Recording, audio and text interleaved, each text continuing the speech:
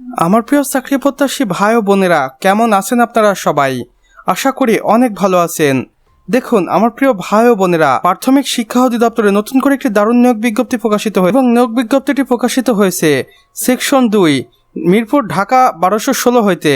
এখানে অফিসিয়াল ওয়েবসাইটে দেওয়া রয়েছে, আপনারা চাইলে সরাসরি এই অফিসিয়াল ওয়েবসাইটের মাধ্যমে যোগাযোগ করতে পারেন। এখন নিয়োগ বিজ্ঞপ্তিতে কর্তৃপক্ষ বলেছেন, প্রাথমিক শিক্ষা অধিদপ্তরের সরকারি প্রাথমিক বিদ্যালয়ের রাজস্ব খাতভুক্ত সহকারী শিক্ষক পদে অস্থায়ী ভিত্তিতে বাংলাদেশের 64 জেলা থেকে নারী পুরুষ উভয়কে আবেদন করার সুযোগ দেওয়া হবে। পদের বিবরণ ও যোগ্যতা দেখুন। সর্বমোট শূন্য পদের সংখ্যা রয়েছে 2460টি এবং এখানে পদের নাম দেখুন অ্যাসিস্ট্যান্ট টিচার বা সহকারী শিক্ষক।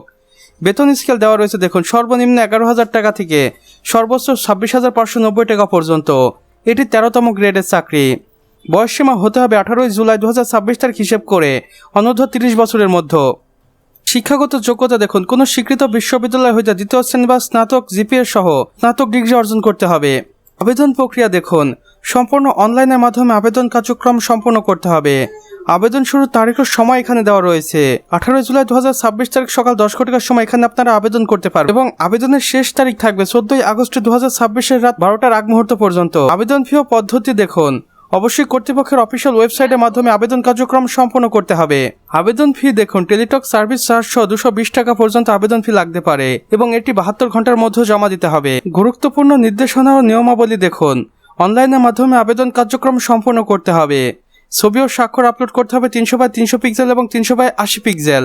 কোটা পদ্ধতি দেখুন, নারী ও পৌষ কোটা এবং মুক্তিযোদ্ধা কোটা অন্যান্য কোটাগুলো অনুসরণ করা হবে। বা তথ্য বা ভুল তথ্য দিয়ে আবেদন করলে আবেদন বাতিল হতে পারে।